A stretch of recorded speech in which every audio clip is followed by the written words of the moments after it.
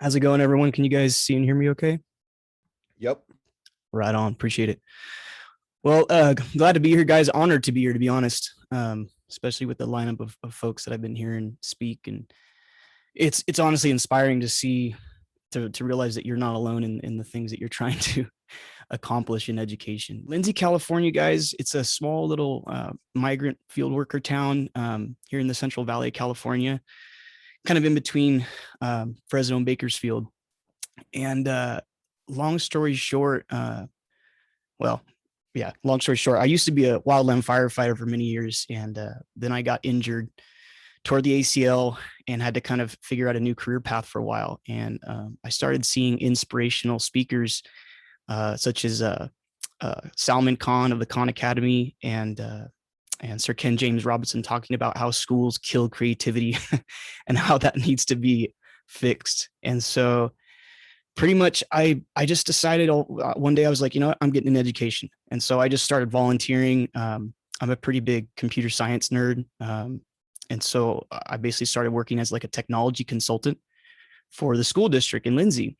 And in doing that, I started to, interact with the kids more. And from there, I kind of went up to become kind of like the CTE coordinator at our high school. And so my job was to go around all these different pathways and basically just make them better. And usually I would do that, with technology type stuff. And so one of the things that was the first time kids realized I could make beats. Let me share my screen right here. Make sure to see if this works.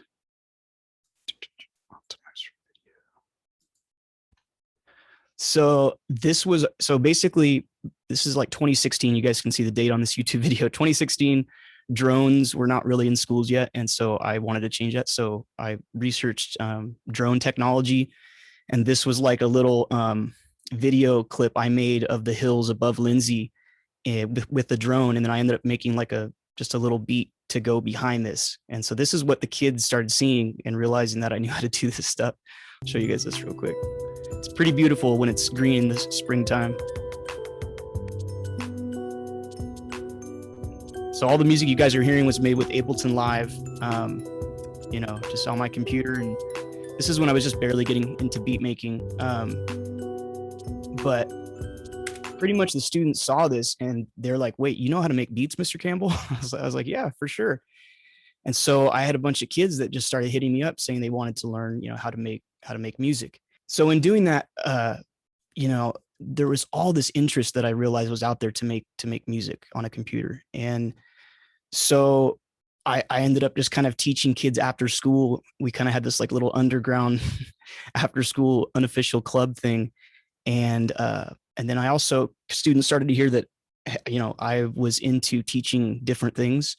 And so I had a bunch of students start asking me that they wanted to create video games. And so I started teaching, computer science and coding to these kids too. And we kind of had this after school program where you could come and learn how to just do the stuff that you actually wanted to learn in school, but it was after school, which for a lot of my kids was making hip hop beats and making their own video games from scratch.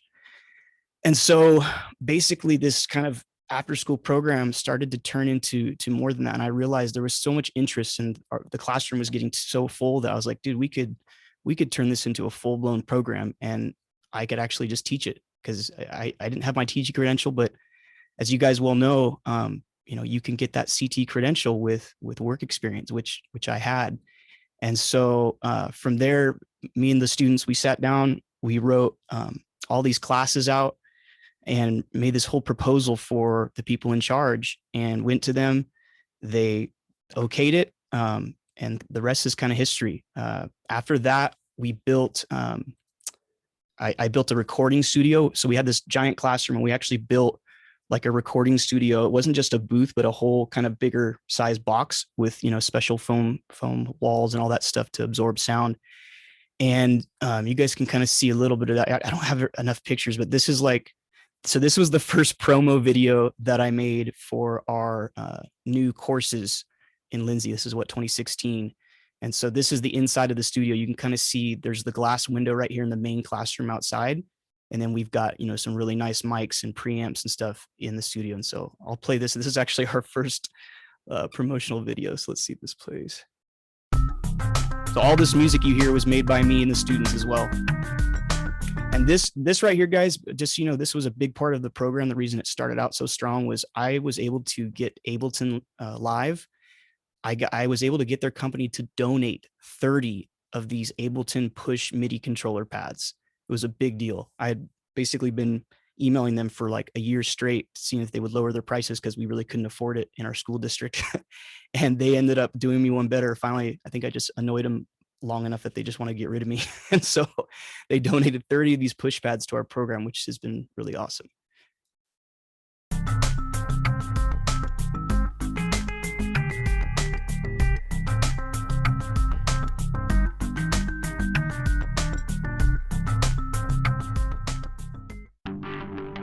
This is where I do like a little demo on how it works.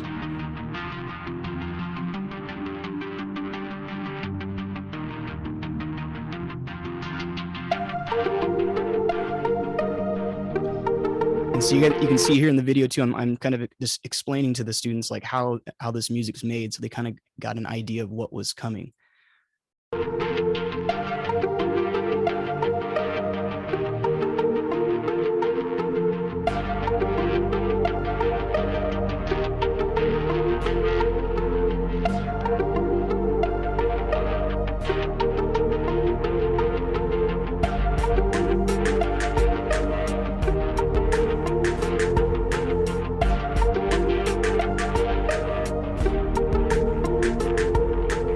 So anyway, so I made these, promotional videos to kind of show the kids what's possible, because a lot of people just don't realize how easy it is to make music now. With a lot of this equipment, I mean, it's getting so amazingly easy that it's exciting. And the real cool part, guys, a lot of you probably know this, but the software that we use to make music for the kids, first of all, they all have their own laptops, Windows laptops. And then second of all, the software is cool in that you can actually, if you want to play the pads like this, like the old school way, you can do that. But a lot of my students have zero rhythm. Like we have this whole separate guitar music program that most of the musicians go to. And so I get a lot of the students that have no rhythm at all. But with the software, you guys probably know this, you can draw your music in. So instead of playing, your drum pad the old school way, you can just draw in the notes like this. And the real cool part with that is a lot of kids that thought they weren't good as musicians, they didn't have rhythm, or they couldn't sing, couldn't do whatever. They come on here, and once they realize that making music on here is just pattern recognition, they blow my mind with how amazing some of the music is that they make just by clicking and drawing the notes in.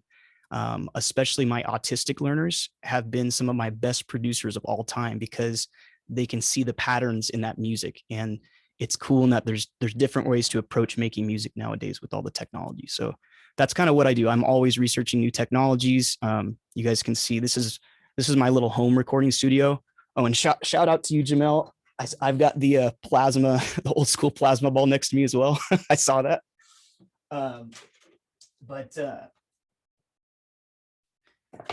Anyways, so and now where we're at, guys, is we started a record label this last year through the high school. And so all the kids' music now we can publish, and you can find us on every streaming music service that exists, Spotify, Pandora, wherever. If you type in Lindsay Productions, all one word. And what's really cool, I know this is a hip hop based, conference we're at right now, but the truth is I let my students make whatever style of music that they want. So that's kind of the big selling point is, look, whatever style of music you want to make, I will help you make that. And if I don't know how to do that music, I'll teach myself and then teach it to you. And so that's been the really cool thing for a lot of learners that are so used to being told what to do and what to think and what to learn in education. I'm trying to flip that and say, hey, what do you want to learn? And then how can we make a program, a study program, a course of study that's going to, get that student into learning by harnessing on their passions and their interests. And so I have students that, we're from a primarily Hispanic community, and I have a lot of students that they're making their traditional mariachi music in my class. Then I have, of course, a ton of students that want hip hop and, rap. And so it's cool because we're bringing all these different styles together and we're kind of mashing it up. And that's my big goal for this next year is I want to create some bangers that mix a real good hip hop vibe, but then also kind of throw in some of that Spanish flamenco style that so many of our learners are incredible at. And so yeah, that's kind of the story here. We got the record label now. Um, in terms of, you know, what other things we have on the horizon, um, is really just connecting now. That's really our goal, and that's why I'm here. That's why Martha and Allison and Ramel have been amazing in making me realize that I'm not alone, because I used to usually feel pretty alone in this stuff, or especially around here. But it's just so inspirational to see that so many of you are doing this in your own spaces, and I really want to start connecting with you a lot more. And one of my big crazy moonshot goals is that I think we should have a recording studio and a record label at every high school in America.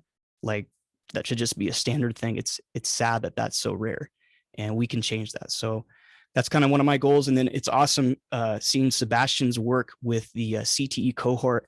Literally, I've been trying to do that this last 2 years. I've been trying to recruit a lot of my students to become CTE teachers, because I want to spread what we're doing here in Lindsay to pretty much the rest of the world. And so, yeah, it's really inspirational to see that some of you guys are already out there doing that, trying to train up artists to become teachers, because I think that's something that needs to happen, and not just in music production, but really in every CTE or industry sector. We need to have people from the industry teaching this stuff. And so it's awesome that you guys are all doing that. So that's pretty much what I got. Does anyone have any questions? I'll go ahead and try and catch up with the chat. Yeah, feel free to unmute yourself if you want to ask anything specifically. Oh, yes. Martha just reminded me. Yeah, one of my learners, Joy Cruz, she's an awesome learner that I've had since a freshman. She recently participated in the Hip Hop Fin Fest that Martha and Allison had let us know about. And it's pretty cool because she's in an accounting class. And I don't know if you guys know about this Fin Fest, but the whole point was to make a song that talks about the importance of financial literacy among our youth. And so Joy, literally, I think she did it in like a few days. She wrote this rap. She recorded herself at her home, because this has been during COVID, right? So the recording studio we couldn't go to. So what I did with certain learners like Joy, I actually bought them like mics that they could take home and little audio interfaces, kind of like what you see behind me. I bought them audio interfaces and mics, and I sent them home with this for the entire year of COVID. And what's really cool is that whole song that Joy produced, she did it at home by herself with like not really much input from me, besides she would just check in and show me what she had so far.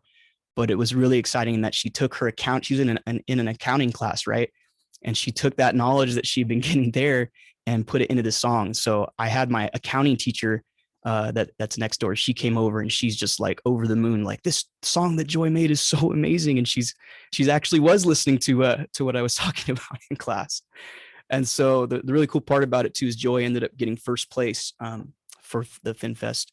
And so we're definitely really proud of her. And there's going to be a lot more stuff to come out. We've kind of been laying the groundwork now, but especially with these learners that I've had since freshman, Joy's going to be a junior next year.